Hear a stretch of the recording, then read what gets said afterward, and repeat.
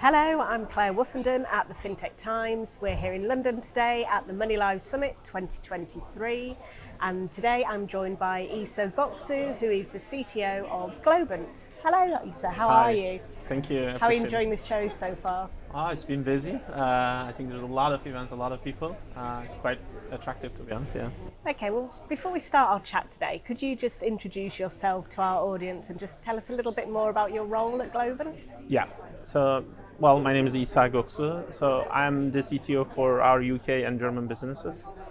As the company, we are 27,000 people, and the number of people in Europe area is around 3,000.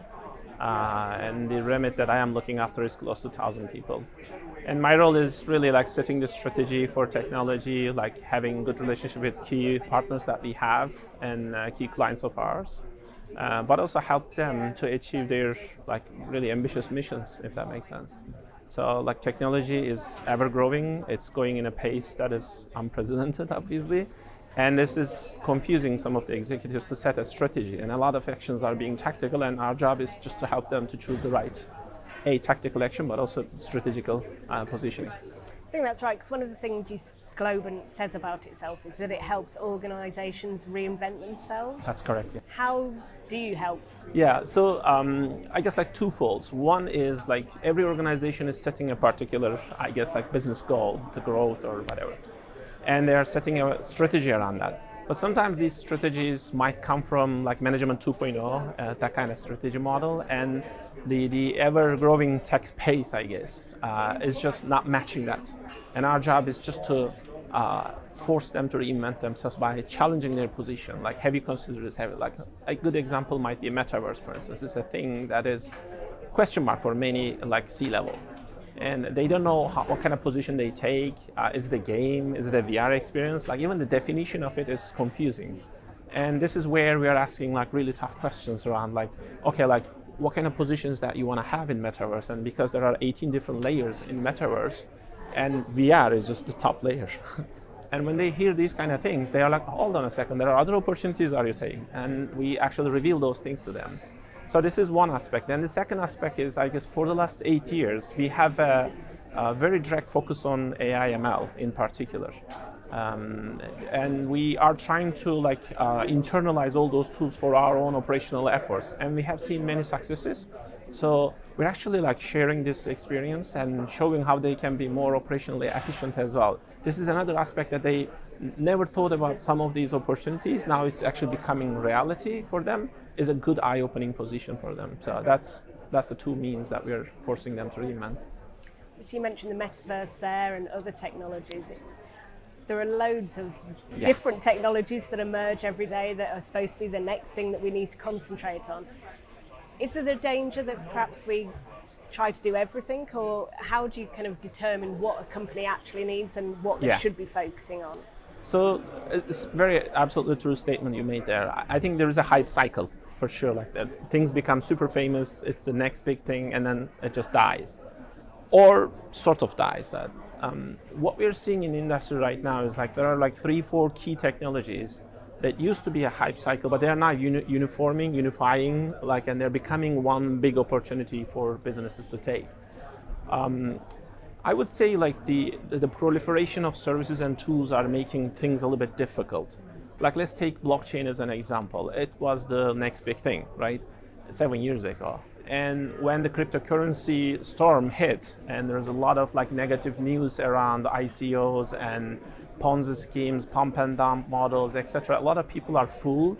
And this kind of gives, I guess, a bit of a scare to the enterprise adoption. But reality is blockchain technology, which is a distributed ledger, it is a real technology that can benefit many, many things. And over the years, we helped many organizations to create federated blockchain models to improve their business operations, particularly paper-based, etc. So what that does is like that takes the hype away, and then that like brings like the reality. So today, for instance, low code, no code is another like hype cycle. Like AI ML is another one. Like obviously, there's a lot of buzz around it. Like ChatGPT is not helping a problem easy, to be honest. Like people think like ChatGPT is like, you know, like helping massively. But what ChatGPT is a generative model. Hence, it's not generating fact. It's generating the best probabilistic answer for you. And sometimes that could be garbage.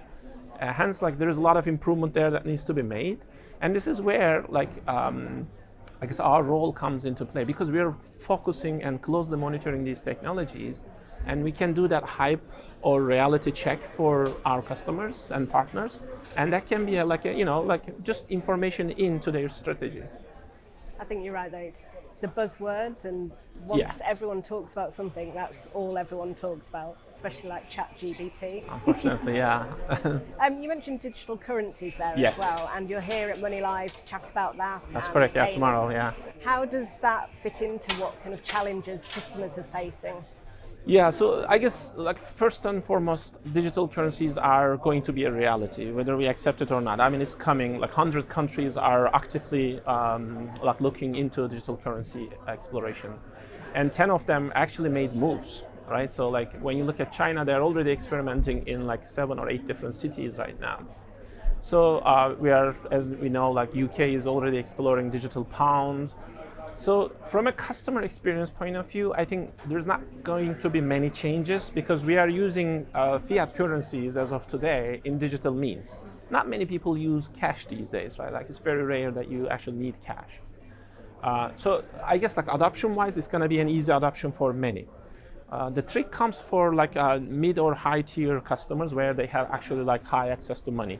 So those people, because this is slightly different, I guess, asset class, it's a little bit of different results that they can achieve with that as well. I think there is going to be a slow progress of adoption there that we're going to see.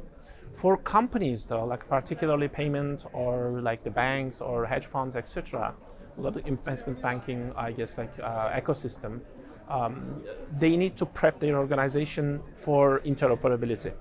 That's going to be one main topic that comes with a lot of challenges around engineering, for instance. Because digital currencies, just like cash, can be used offline.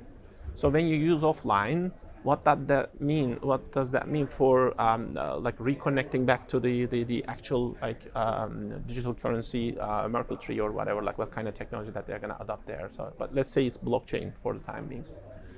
Or synchronization is definitely one, but then integration with other currencies or asset classes within the organization. How do you consolidate these things is definitely a problem right now. One step ahead of that is probably just letting your people to be aware of what digital currency even means, because people are confused, like, because I'm already using digital means, but that's not digital currency. Digital currency comes with real-time positioning, real-time traceability, real-time regulation. And that can change a lot of customer behavior as well, because government can push for stimulation of economy in certain regions. They can push to spend, for instance. When that happens, like, customers are have to be ready for this. Basically, it's a different kind of like an ecosystem. It's not evil. It's not like super good either. It's somewhere in between right now, and we haven't defined what that is as a society. I think it's that there as well, that although countries are looking at central bank digital currencies, it could be 5, it could be 10 years away. Yeah. You just don't know. So what tips or advice do you give people for now? How could they be preparing so they're early adopters of it? Yeah, so I would say that 2 important topics are awareness, like learn what that means and how that might impact your life. There's a lot of, like, I guess, layman terms explanations of digital currency. This is for individuals, but also for companies. How might that impact their organization? There needs to be an awareness activities in the organizations. And the second thing is, every new technology comes with a lot of security flaws, and we haven't cracked what all those security flaws might be for digital currencies yet. So my advice to particularly organizations, but also the individuals, fraud is going to be like imminent. It's going to be there on day one. There's going to be a lot of real looking things that are going to ask your digital currency, and then you are going to be willing to like do the transaction with them, and then you're going to be upset later on. So to prevent that, probably, like, it's better to kind of understand potential attack surfaces and attack vectors. What might those things be? And companies need to train their customers around these things as well as they are taking all the right prevention models in the organization. So if you were to have a crystal ball to look into the future, what's your predictions or thoughts for the payment space in the next few years? Yeah, so it's a loaded question, but I'll do my best. So I guess AI, blockchain, metaverse are unifying right now. And because they are unifying, there is going to be a different, altogether different kind of like experience that we're going to be facing in the very near future. We don't get it as individuals too much, but new generations are like, they're not just digital native, but they're going to be AI native as well. They're going to be metaverse native as well. And because of that, I think their expectations from the services and like the offerings that they have on the table, they're going to demand more on that. They're going to see different correlations of usages. So right now, when you look at metaverse, like the big brands are investing billions of dollars and they're creating their own metaverses. It's like little bubbles. But as soon as like this reality kicks in, like all the customers are going to demand, okay, I have done so much achievements here, I want to transfer that to this other metaverse. How do I do that? So they're going to demand interoperability between that. But maybe they have they earn a lot of like cryptocurrency here, or digital currency here. How do I transfer that to here? So these kind of questions is going to be like answered basically. And when the answer comes, I guess whoever has the best position is going to make that money. So hence, companies need to prep for their digital twins. They need to enable like AI within this space, and they need to have all the token economics, like all the aspects of cryptocurrency basically and digital currencies.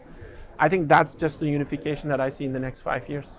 Fantastic, that's some great insight, thank you. Thank you for joining us today. No, it's a pleasure for me. Thank you for hosting me. Cheers.